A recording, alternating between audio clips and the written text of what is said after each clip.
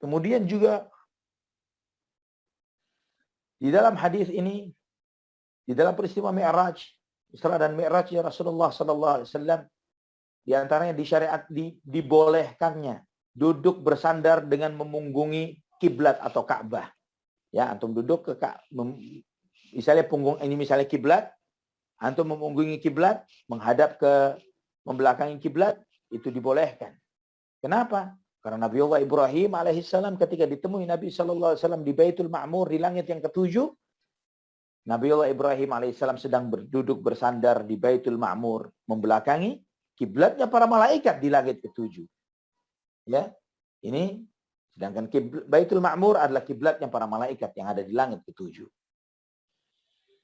Kemudian juga di antara faedah peristiwa ini adalah bolehnya suatu hukum itu dianulir atau diganti sebelum terjadinya hukum tersebut.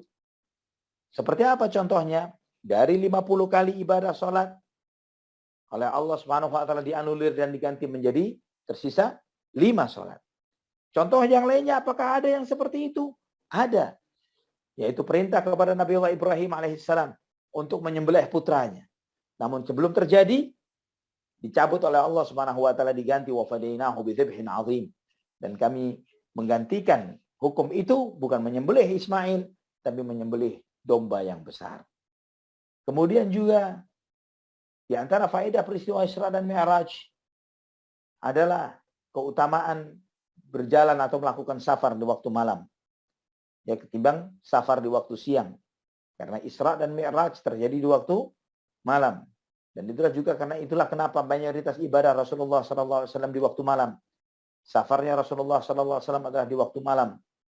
Dan Nabi SAW bersabda dalam hadis yang sahih dalam Musnad Imam Ahmad, "Alaikum biduljah fa innal arda tutwa bil-lail." Lakukanlah perjalanan di waktu malam, kata Nabi SAW, karena di waktu malam itu bumi itu dilipat oleh Allah Subhanahu wa taala. Hadis sahih dalam Musnad Imam Ahmad. Masih banyak lagi faedah yang lainnya. Waktunya sudah jam 9:05. Ya, insyaallah mungkin masih bersambung dengan hikmah di balik peristiwa Isra dan Mi'raj di pertemuan yang akan datang. Barakallahu fikum. Ustaz, barakallahu fiik Ustaz. Alhamdulillah, Masya Allah sangat menarik sekali ya. Dan semakin sangat penasaran. Dan memang ini ada hikmahnya dan pelajarannya bahwa orang munafik itu ketika ditunjukkan kebenaran itu bukannya sadar ya, tapi malah ngeles atau mencari alasan-alasan lain ya, Masya Allah. Semoga kita terhindar dari sifat munafik sebagaimana yang pernah dilakukan oleh kaum-kaum Quraisy. Amin ya rabbal alamin. Baik, kita sudah memasuki ke sesi kedua, yakni sesi tanya jawab. Dan insya Allah akan Ana sampaikan ini pertanyaan pertama dari Bapak Hairus di Melaka, Malaysia ya.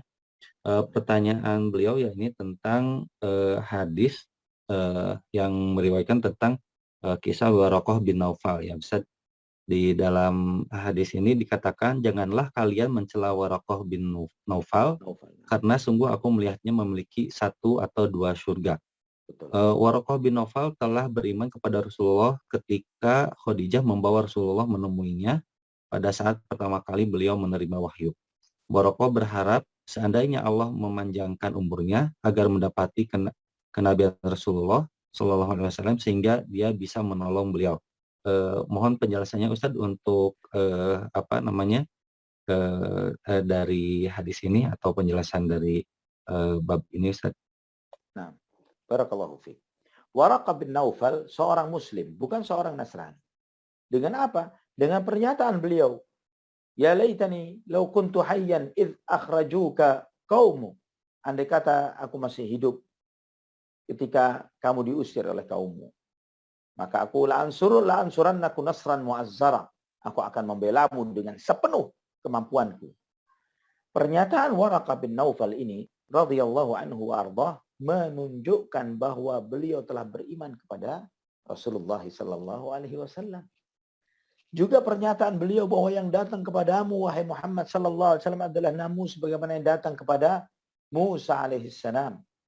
Ini juga sebagai statement pernyataan beliau bahwa benar apa yang disampaikan dalam kitab suci yang ada di saya akan berita kedatangan seorang nabi Ternyata ini orangnya. Itulah kenapa pernyataan Waraqah ini membuktikan bahwa beliau beriman. Dan akhi wa ukhti fillah rahimani wa rahimakumullah, iman itu adalah apa yang ada di dalam dada seseorang. Syariat ini mengukuhkan keimanan. Perintah dan larangan membuktikan akan keimanan. Namun ketika seseorang beriman kepada beliau sallallahu alaihi wasallam, beriman kepada Rasulullah SAW, namun sebelum turunnya syariat dia telah meninggal dunia, statusnya seorang mukmin. Seperti diperintahkan hijrah. Sudah ada perintah hijrah. Tapi pada Rasulullah sebelum hijrah dia wafat.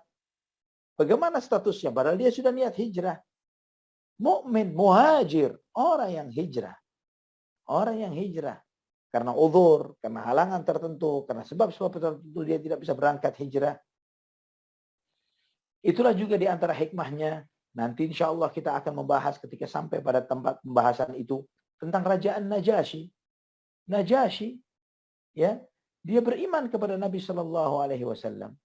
Dia belum hijrah, belum sholat, belum ngapa-ngapain, hanya beriman kepada Nabi Shallallahu Alaihi Wasallam dengan dakwah yang disampaikan oleh Ja'far bin Abi Thalib radhiyallahu anhu.